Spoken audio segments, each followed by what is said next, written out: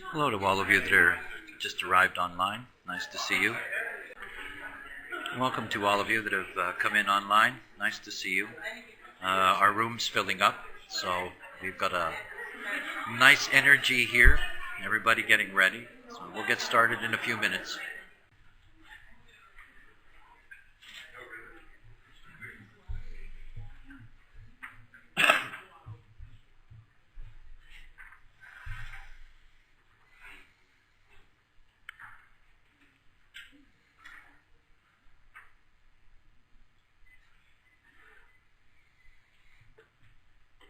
All right. Hello and welcome to the 8th annual Human Design event here in Toronto. Nice to see you all. It's always nice to start one of these adventures. You never know where it's going to lead. 10 days is quite a journey. So there's a great deal that's available here in this event. I think it's something that's very exciting for all of us. There's an enormous amount of really exciting stuff that's going to be here. So I hope you're all going to enjoy it and enjoy each other's company. All right, let's get down to today's story. I wanted to start with something that,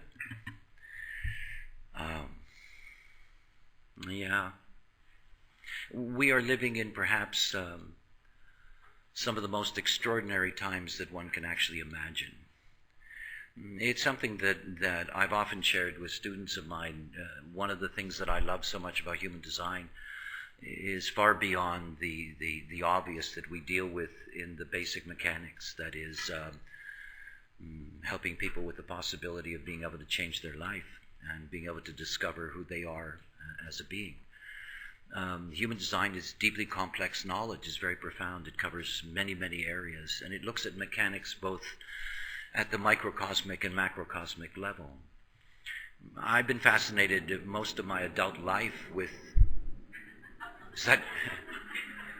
Am I finally wrong? Is there a God? Is that a bowling alley? Yes, something like that.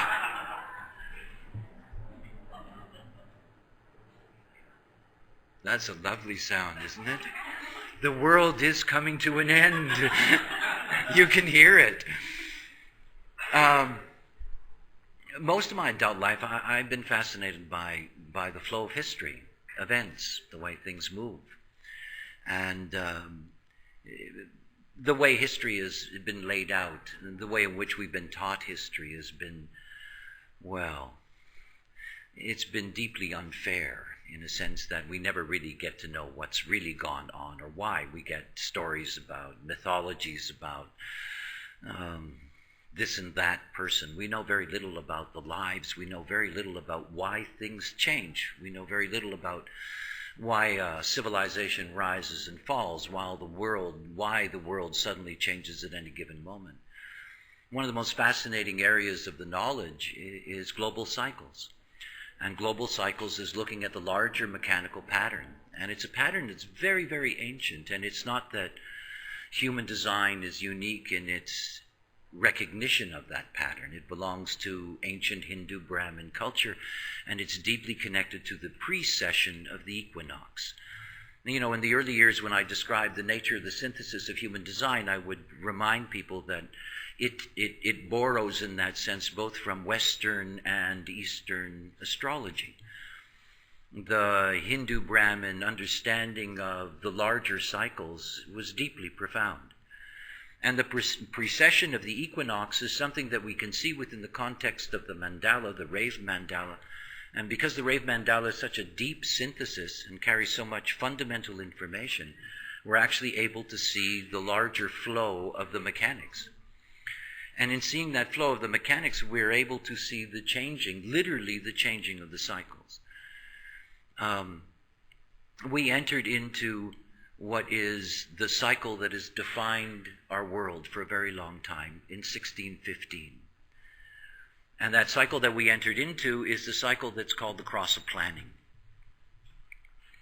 And everything about the nature of the cross of planning is that the cross of planning is rooted in the definition between the emotional system and the ego in the channel, the 4037, the channel of community.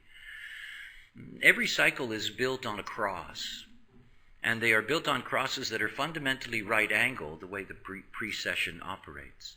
And the cross that we have been living under, in a sense, since 1615 is called the cross of planning.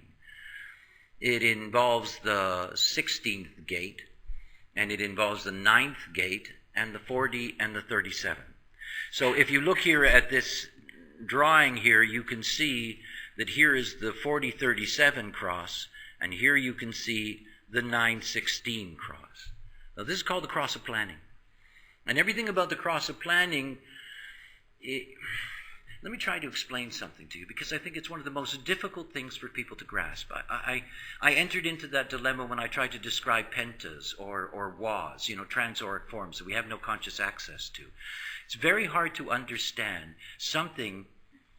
The only way I can compare it is to God, if you'll pardon my sense of humor today on Good Friday.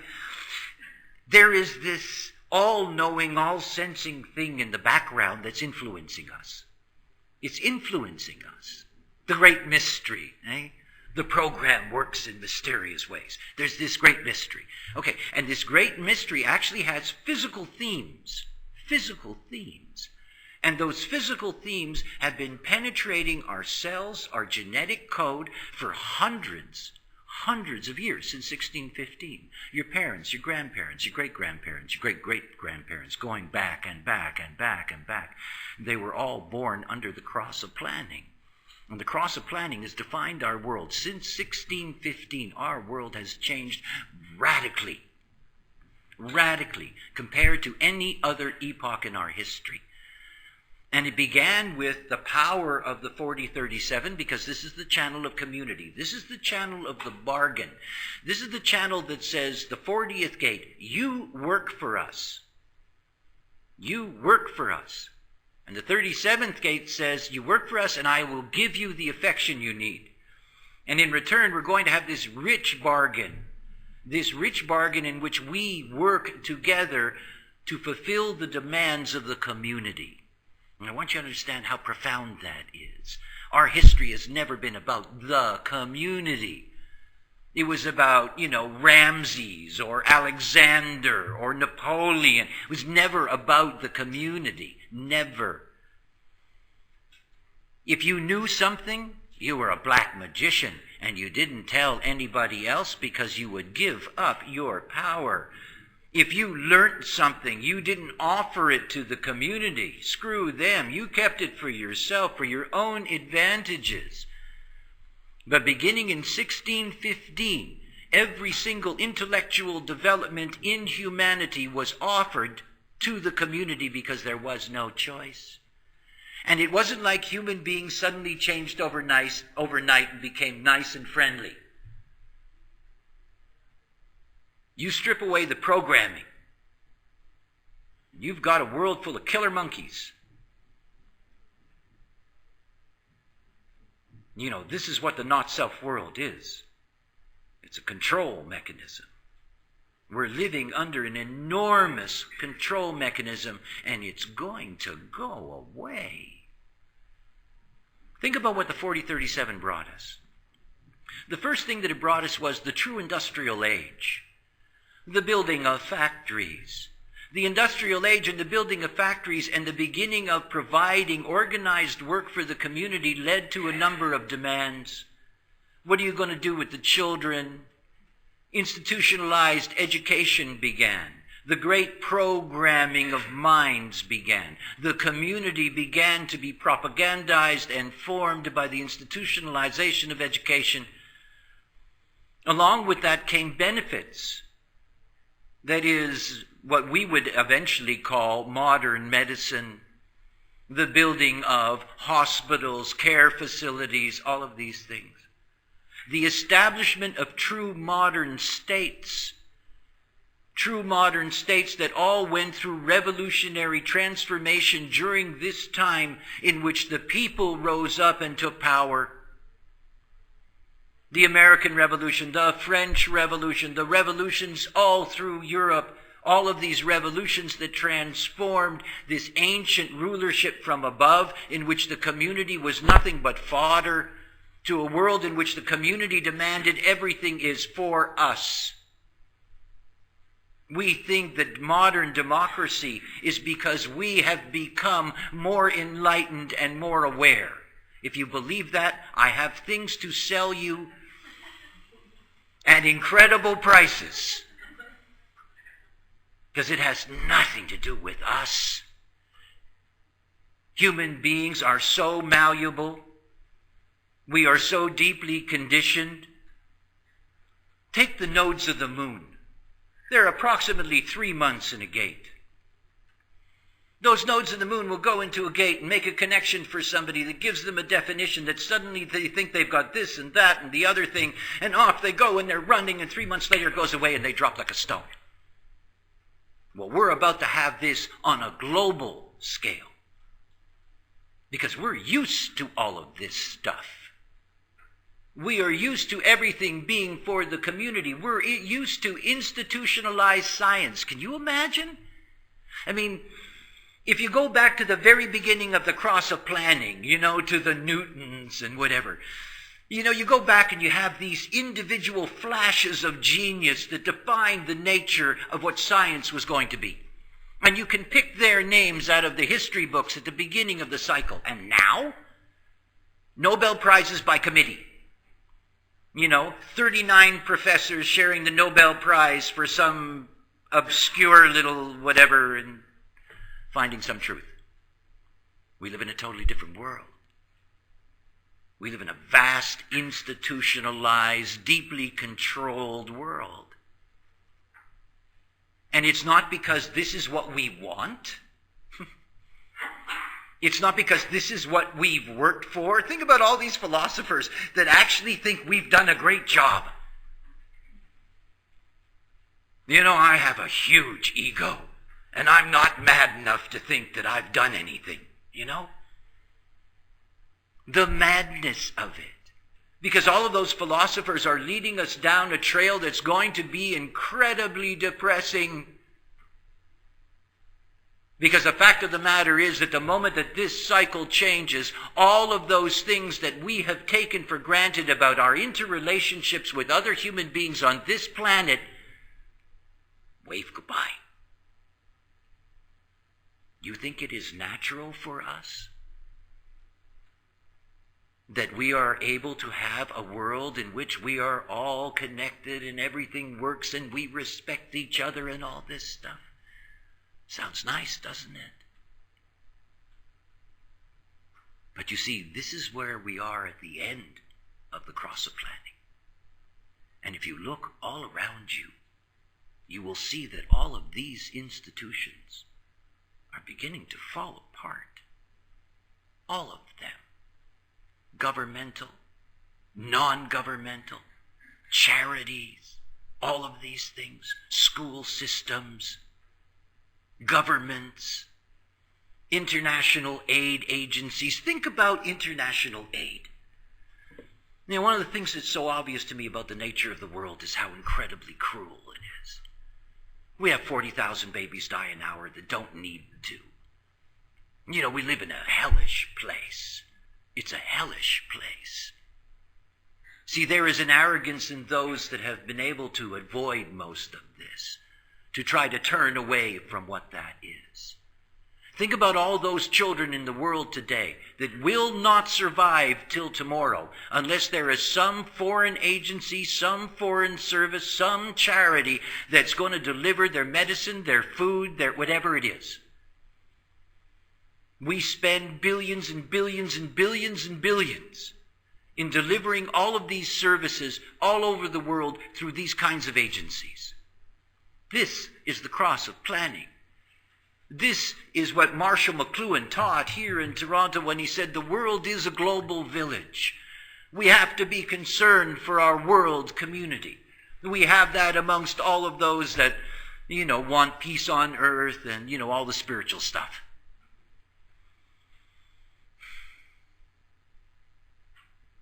But you see, it's falling like a stone. And we have no control over that.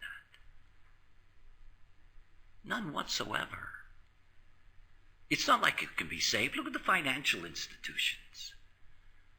This way of trying to control the energy of the world, organize the energy of the world for the benefit of the community.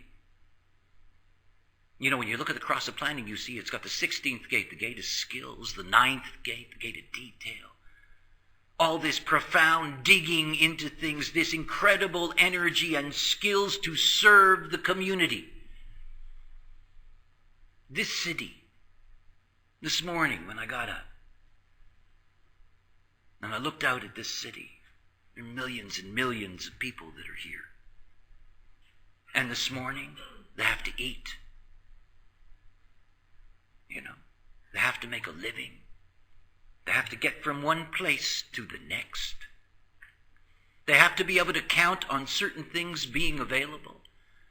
They have to count on the trust that's inherent in community, in the way in which we create these bargains in our modern lives to be able to have these kinds of vast, vast communities function without everybody going crazy and killing each other. You think it's natural that you have a place like Shanghai that has 30 million human beings? You think that something is going to be able to maintain that when the background frequency changes? You see, because it's not in us to be community with the world. I'm sorry. I know it's a nice idea, but it's not what we're like. Because if you take away the background frequencies that insist that all of us deal with being in this community, this side or that, those that hate globalization, those that love it, the whole dynamic of it.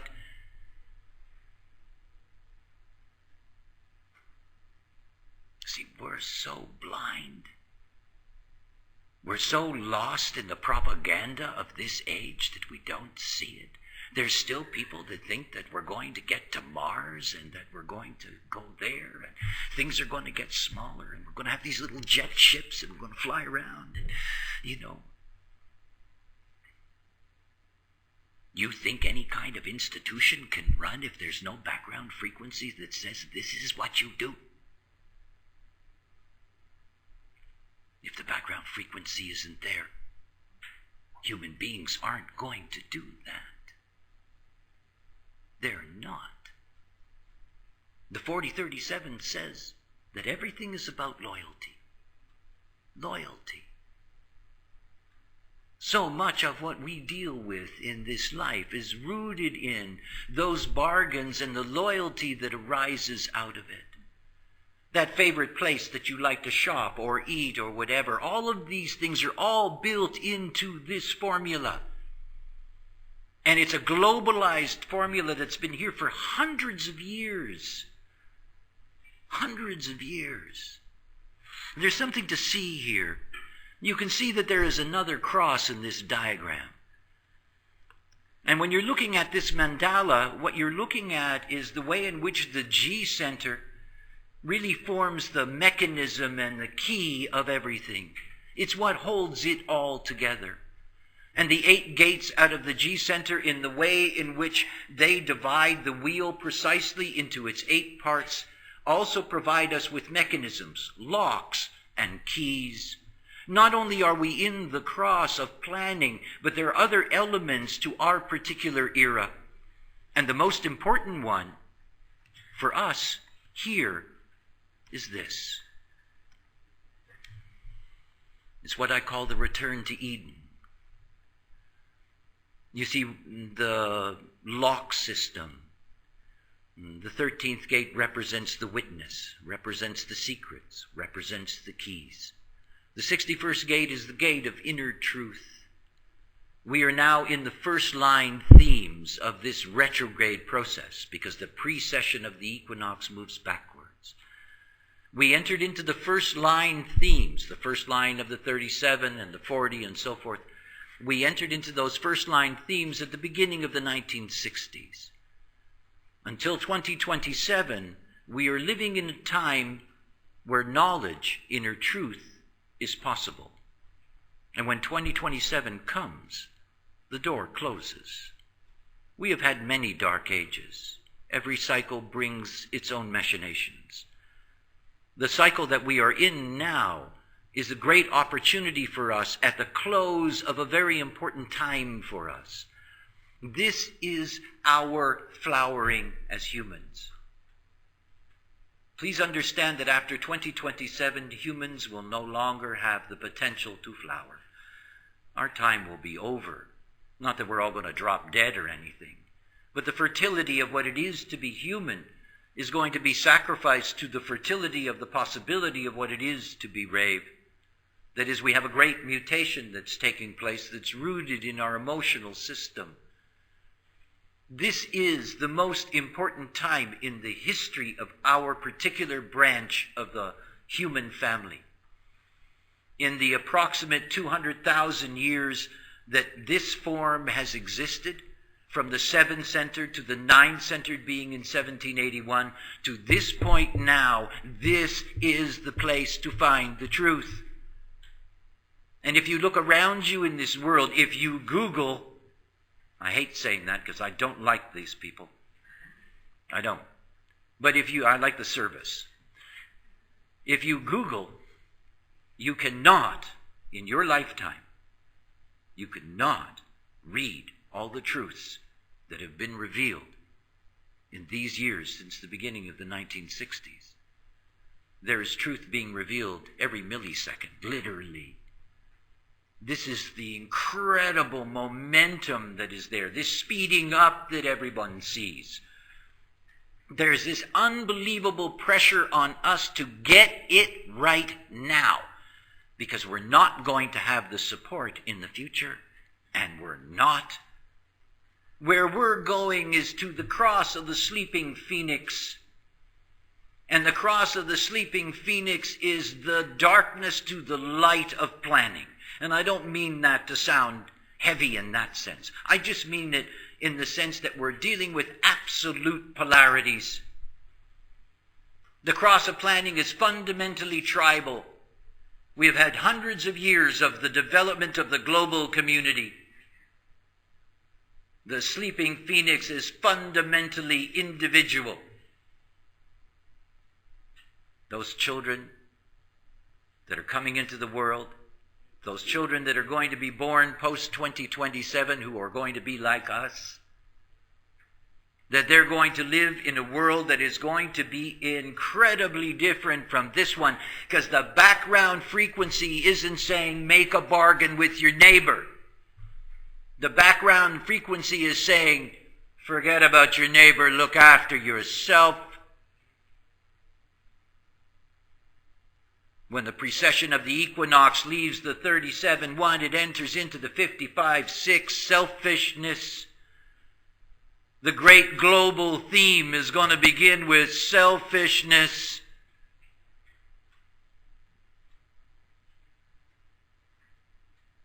That's a different world. Think about all the support mechanisms and all of the bargains that you need to live your life right now. You think about it. Your life is saturated with dependencies. And it's saturated with dependencies and all the inherent bargains that are built into our civilization that we take for granted. The electricity will work, the internet will run, the stores will be open, the food will be on the shelves. You know, all of this stuff that we take for granted that we think we're responsible for. Vanity. Vanity, vanity, vanity, vanity, vanity. It's all it is. We're not in charge of anything. We're not in charge of our nature.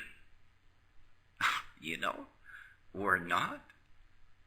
You just look at anybody's design and you can see that. We're not in charge of anything. We're here in the movie. Our process is about awareness. It's about passenger consciousness. It's about separating ourselves from what the cycles do. And please understand, I'm not fear-mongering. I'm not worried for my children, my grandchildren. I'm not. Because they will have something that will allow them to navigate on any plane at any time. That's their strategy and authority. Strategy and authority is about the unique human process. It is not dependent on the tribe. It's not dependent on agreements. It's not dependent on bargains. It's not dependent on loyalty. It's not dependent on any of that. It isn't. And if you want to survive, you have to be able to have your own authority, because there is going to be no authority you can turn to. Right now, that's the way everybody is trained. You got a problem?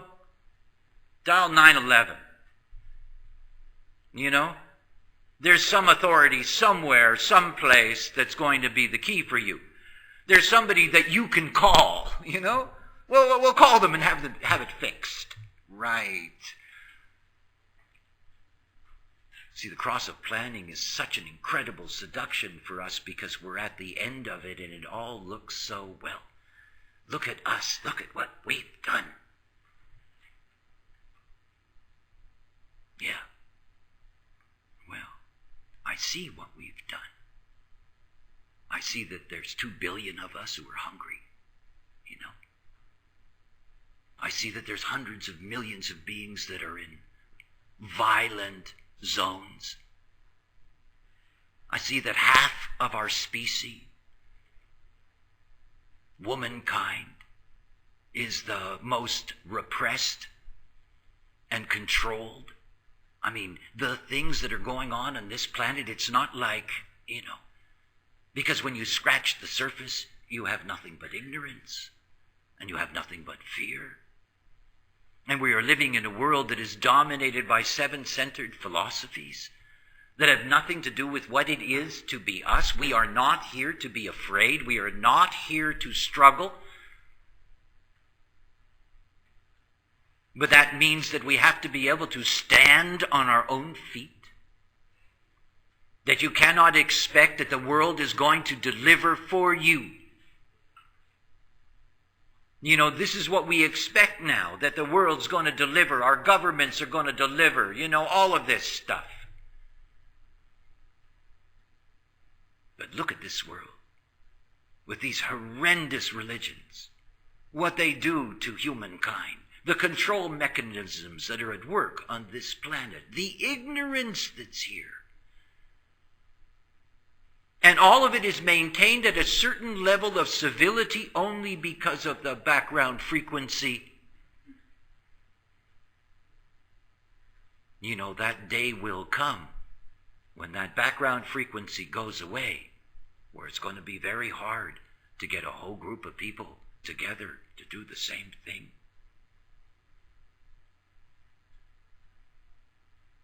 You know, all of this modern life of ours has been determined by our integration into these communities, our participation as citizens, all of those things, our responsibilities to our nation states, to our religions, all of that. It's all built on the cross of planning. And it's kept everybody in a certain level of control. Homogenization, the not self, this is the vast control mechanism at work. You are never going to be able to change it, defeat it. You can't do anything. You can't. You can't save the world. I know that. The world is intent on not being saved. It's not what the world is about. It isn't even what life is about. Everything that I understand about the nature of being is that everything is about mutation and change. The only thing that is constant is change. You know, those great stories of Inca civilizations that rose and overnight, boom, gone. See, what we're looking at is the crowning glory of our civilization 100 years from today. It's gone. Gone. The world as we know it, gone. You take away the background frequency, you change the frequency, When you change the frequency to me, I, the us and the we are done. Toast. And that's a different world. And most human beings are ill-equipped for it. Because human beings have never been taught how to be their own authority. Here's the great trap of the cross of planning. The cross of planning says, you don't have to worry. Get a thesaurus or get a dictionary or, call your doctor or go online or you don't have to worry. You don't have to decide anything. You don't have to think. And they don't. Advertising tells them what to wear, what to smell, what to eat, where to go. What authority? Human beings don't have authority. It's the first thing you must give up to be human. The moment you come into the world, you have to deal with those authorities that are going to control you and determine what your nature is going to be. People aren't taught. They don't know how. How many times do I have people connect to me and say, I don't know what to do? And I say to them, me neither.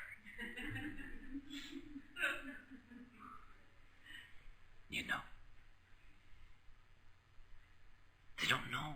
They don't understand. Look, there's nothing to do. I'm not telling you this so you do something. There isn't anything to do. This is the movie. It's the movie. I'm like the guy at the opera that tries to explain to people what's going on because they don't understand. He's about to kill her because she made love with him. We're not about to get on stage and change the whole dynamic. No, don't do that. This is movie watching.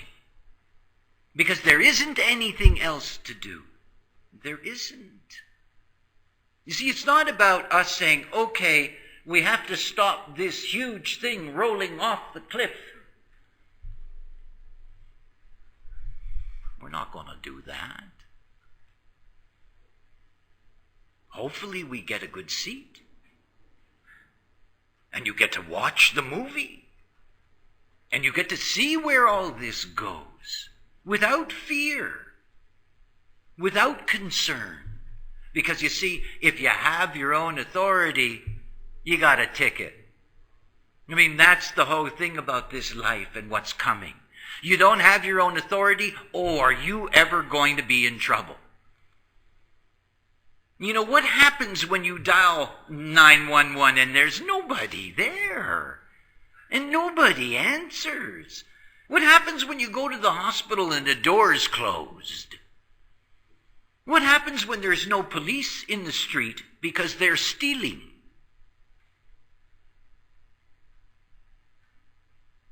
See, the cross of planning isn't just about some kind of, funny concept up there. It isn't. It's in the whole fabric of our lives. See, there's all these people now trying desperately to hold on to the cross of planning. You can see this in all the fundamentalism in religions. And I'm not picking on Islam, all the religions, the fundamentalist Jews, Christians, Buddhists, you have fundamentalism everywhere. They're all, and they all want to go back. Like bin Laden. They want to go back 400 years. Let's go back to the beginning of the cross of planning, where everything was sort of like, we're on, everything's okay, and we're all together, and and we're all ignorant, and we're all happy. Except for our women. No, there's a backlash. And we're beginning to feel it. There's this enormous fear. Between you and me, don't tell anybody. But the world's basically broke. Nobody's got that quite figured out yet. If countries were like people, we would have foreclosed on Greece and Iceland and I mean, we would have foreclosed. We would have taken it over, repossessed the country, I mean, we have real, institutionalized problems that are incredibly profound. And there's all this haze over the top that says, oh, everything's, we'll work it out.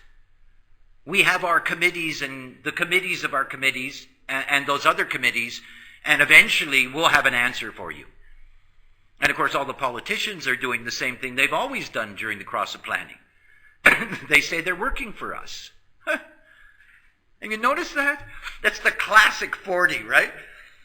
Oh, I'm working for you. I've always wanted to work for you. Where did I get the money? While I was working for you, I was rewarding myself,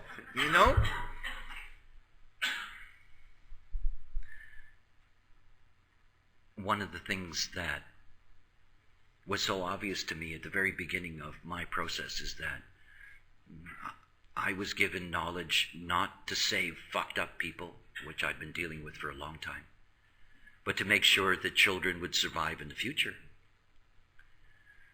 Because that's really what it's all about. It's about understanding that we need to teach human beings, particularly our young ones, how to have their own authority. To begin to learn from a very early age that they don't need to be dependent, that they don't need to seek outer authority in order to be able to find their way, in order to be able to understand what's necessary for them. Any human being following their strategy and authority is going to be able to navigate on this plane. And it doesn't matter what the plane looks like. Oh yeah, obviously it is going to impact us in one way or another, not particularly this room in that sense. I mean, we're talking about an evolutionary process, and we're talking about a social dynamic. Right up until 2027, you're going to have children that are being born under the cross of planning. Their lifetime, let's say approximately, 80 to 100 years, it won't be until the last of those of us who have been born under this frequency are gone that there will really be the radical changes that will make the world then indistinguishable from this one. What we're here to witness is a number of things. We're here to be witnesses of the deterioration because it's what we're here to see. We're here to understand that this frequency is breaking down, and that as it's breaking down, we have our true opportunity for truth. For truth. For me, this is the Eden on the other side of the myth. And what I mean by that is that the myth was fundamentally, the beginnings of the development of civilized human. That is, go out and seek knowledge. Go forth and multiply, go out and seek knowledge. We did a lot of multiplying. And we've sought our knowledge. And we're actually at a place where we have basically, come to the point where we're not going to be able to multiply anymore. And we've come to that point where those truths that are essential to us are becoming available. The reality is that at every single level that you can look at in the sciences, what is being revealed on a day-to-day basis is really quite incredible. There is this enormous, enormous energy pushing us forward. My real concern about truth is that truth moving forward into the future cannot be carried on the internet. I mean, for as long as the internet lasts, that's very nice.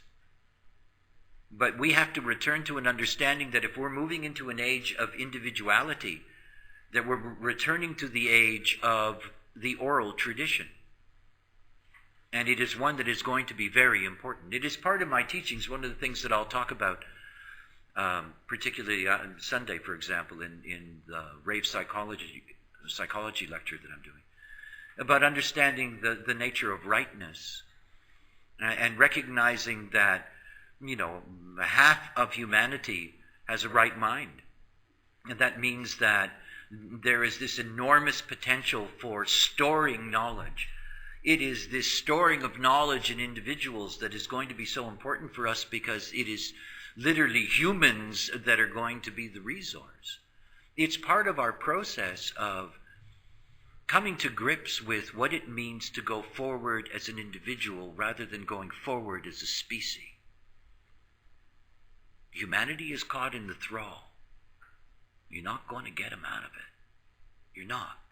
It's like that crazy thing yesterday. I don't know if any of you saw it on my Facebook page. Television presenter in Lebanon. He does a TV show where he does, I guess, astrological prediction. Talks about what's coming up and gives people advice.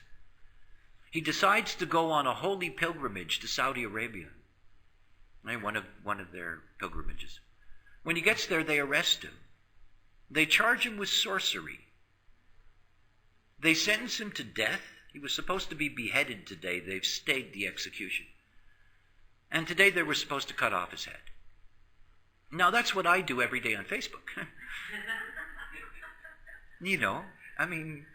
It's a capital punishment crime, what I do in Saudi Arabia and in Bahrain and in places where sorcery now is a big problem.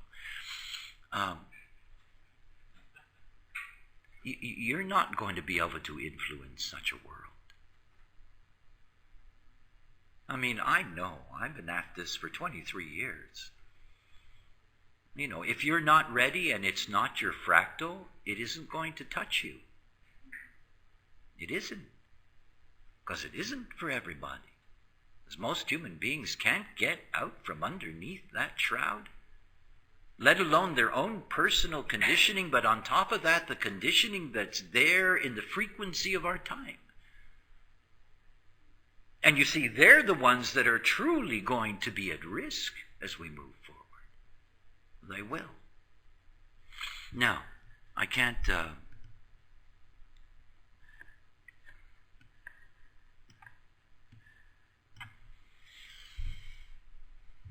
I never like to talk about raves. And I'm the guy that told everybody about them. We have a mutation that's taking place. The mutation actually started in 1781. The mutation is in the 49th gate and the 55th gate. They are a codon called histidine. It is why we have had vast increases in autism, prostate cancer. All of these have been related to this mutation that is taking place in the solar plex system, something I've been talking about all my years of teaching. The human family is really an extraordinary one when you think about the evolution of any species. We have a very interesting history. There have been many, many variations in our family tree. As a matter of fact, they just found a fascinating one. They found a finger in a cave in Russia. And at first they thought it was human. Some old human member of our family, Neanderthal probably. And after doing a couple of years of DNA research, they discovered that it's an entirely new species. And in that particular area of Russia, at one time, there were three kinds of us. There were Neanderthals, there were what we were to become, the Homo sapiens, who were brand new then, and there were also these other creatures who were even older than the Neanderthals who were still there. And they made jewelry, which always says something really nice about a monkey, no? That's a joke. Anyway. Our family tree is complex, is what I'm trying to say. And in 1781, the old 7-centered model disappeared, and this 9-centered model, what we are, arrived. Now, by the way, we're temporary. I think it's one of the most interesting things about the way the program works, right? We're a transitional form. That's what the 9-centered being is. And out of our transitional form comes what's new. And that's going to be those beings that are born with a transformed or mutated emotional system. Now, obviously in a lecture like this, there's no way that I'm going to be able to go and explain in detail all of what that means. There's a lot of material available at the website and so forth and so on, if you're interested in it. But fundamentally what it means, so you have a grasp of it. There's going to be children being born after 2027 that are going to be a horrible shock and trauma for their parents. The same shock and trauma that a parent of a severely autistic child feels. The sense of loss, that you don't have the promise that you thought you were going to have. and the concerns and all of the things that come with it. I work with many, many, many mothers of autistic children. It is quite a thing to deal with. But the rave is going to be even more so in a sense. I mean, I assume that the first ones coming in will be very, very quickly institutionalized because it simply will not be understood what they are. They will have a poor vision, poor muscle tone. They will probably never be efficient in terms of movement. They probably won't develop any sophisticated level of speech in the way in which we understand it. And yet they will be part of something that we have no access to. We all live in and were born into pentas. Penta is a transauric form. It's the foundation of the way in which life is organized on the planet.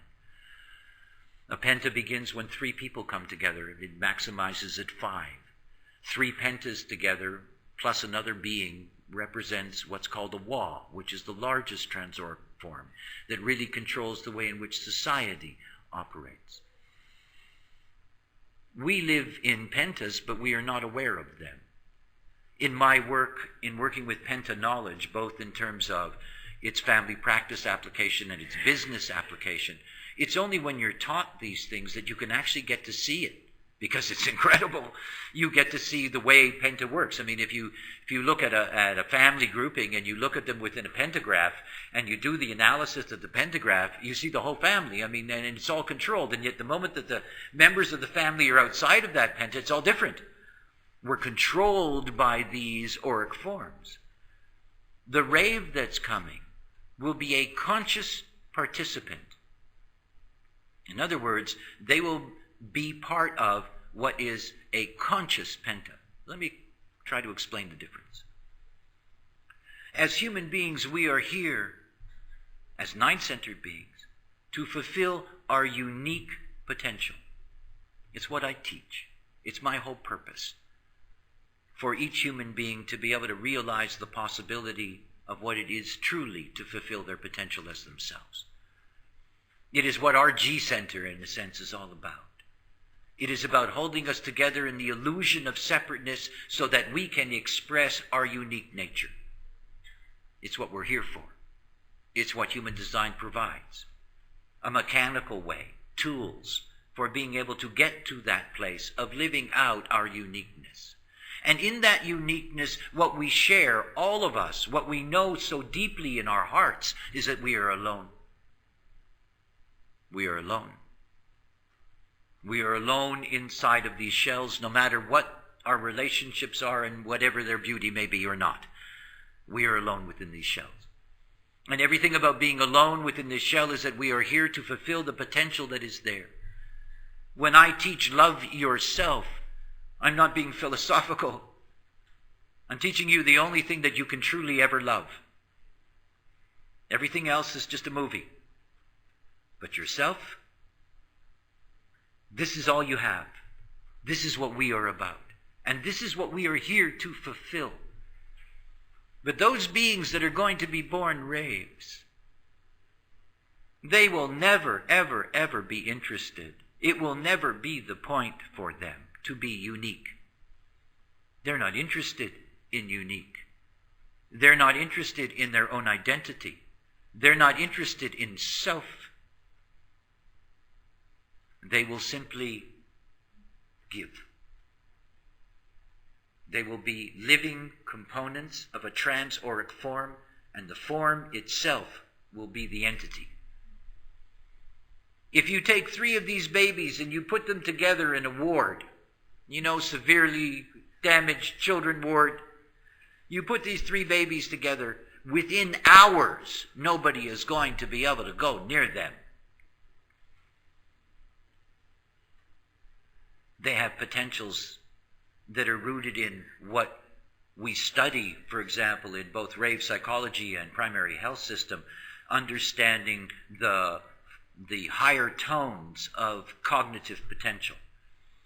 The higher tones of cognitive potential, the 4th, 5th, and 6th tones, are going to be realized through these beings. They will have ways of relating to reality that is different from us, because they're going to be operating out of an awareness system that is the emotional system, and not the emotional system the way we understand it.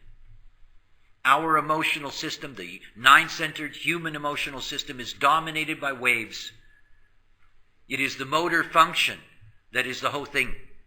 And it's the motor function that causes both the distortion and the possibilities. It is also the motor dysfunction that in essence gives us the nature of our world, a world that seems to be a roller coaster of pain and pleasure.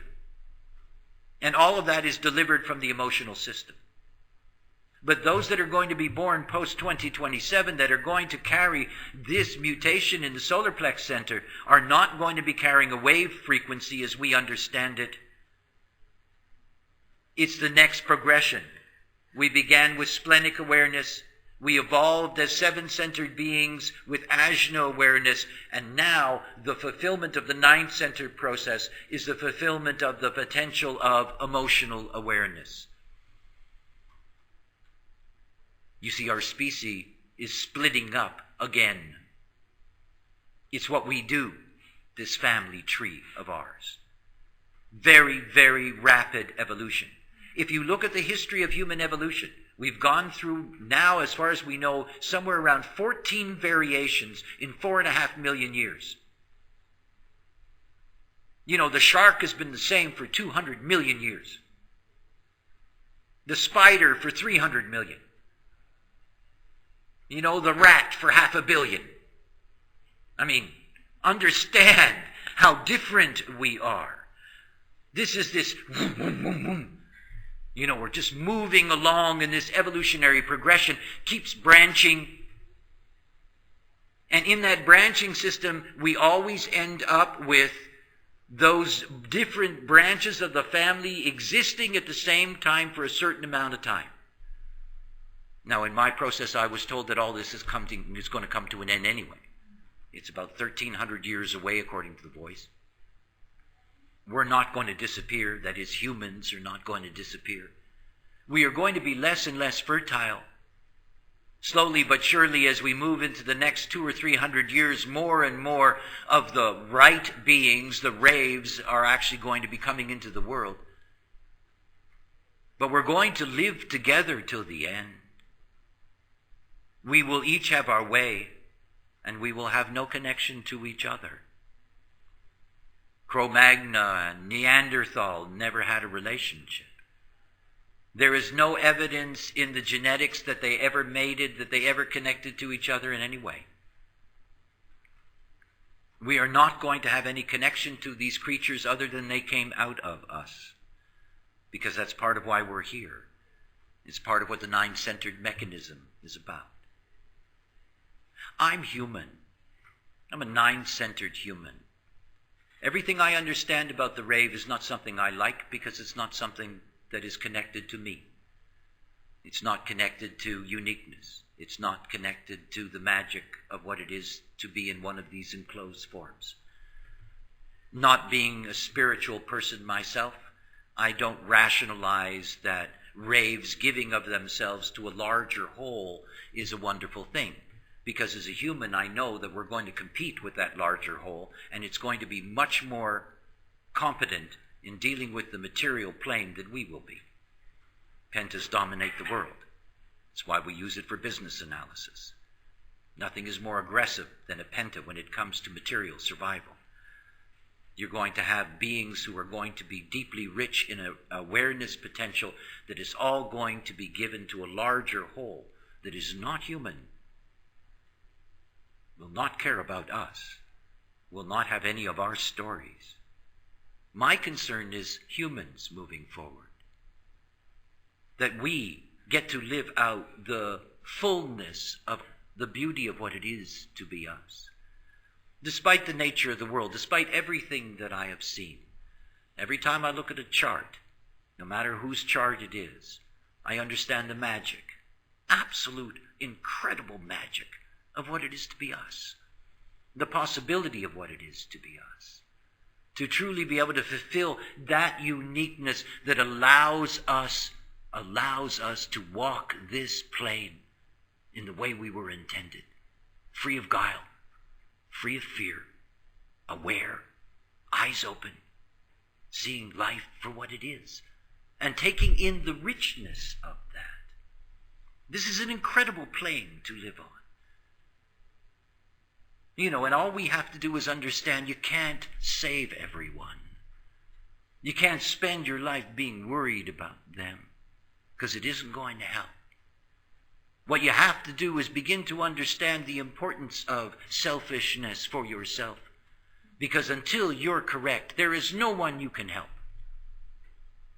There isn't. You got to take care of your own business first. You got to take care of what it is to be here and to be free of the control mechanisms that distort our lives. And then be open to who's there. It is not a cross of planning commitment. You don't owe it to anyone. It's about things being correct. What I've learned along my way is when there are those that are ready, they show up. You don't have to look for them. They show up. When you're ready, they're there. When you love yourself, love is everywhere. It's just basic things that are there for us. So this huge cycle, I love it, this enormous wheel turning. It's not something to fear. Please understand that. But it also means that you have to let go of certain kinds of conditioned hope. Those fantasies, those dreams, all that nice stuff about what could be, might be, should be. It's all very sweet. Thank you very much. It's useless. It's useless. I'm a practical man. You take care of your business. You take care of yourself. You learn how to operate through your own authority so you can trust it, so that you're always safe, that you're always correct, that you can handle whatever is there. That's what matters. It's where you get your power. It's where you get your strength. And only one person at a time, because that's what this knowledge is. One person at a time.